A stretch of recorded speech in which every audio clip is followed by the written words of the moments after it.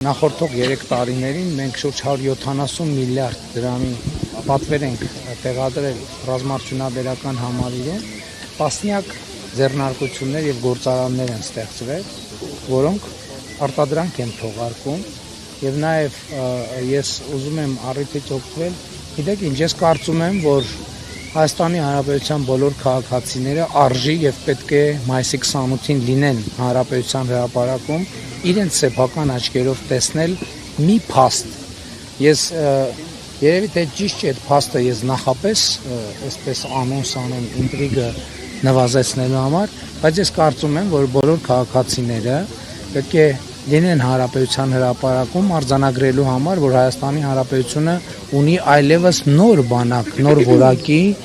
նոր մակարդակի եւ նոր տրամաբանության բանակ, եւ ես գիտեք նաեւ ուզում եմ կներեք, քանի որ այսօրվա մեր հանդիպումը տենց ոչ պաշտոնական մի քիչ ֆորմատի է, ես ասել եմ Երևանի քաղաքապետին եմ ասել, էկոնոմիկայի նախարարին եմ ասել եմ Երևանի մեծ եւ փոքր կենտրոնի բոլոր սրճարաններին եւ ռեստորաններին զգուշացրեք, որ այդ օրը Հանրապետության հրապարակում զորահանդեսի ներկա լինելուց հետո եւ Հանրապետության մնացած տեղերում մարդիկ գնալու են տոնելու եւ նշելու դա եւ թող բոլոր ռեստորանները եւ սրճարանները պատրաստ լինեն այդ իրադարձությանը։ Եվ իհարկե մի կողմից տնտեսական զարգացման հետևանք է, արդյունք է, որովհետեւ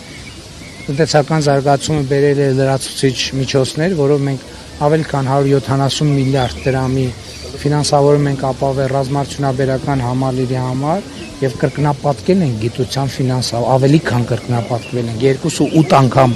ավելացրել են գիտության ֆինանսավորումը եւ ռազմարդյունաբերական գործարանների ստեղծումը այդ ամեն ինչի արդյունքում ինքը իր հերթին բերել է նոր տնտեսական աճ։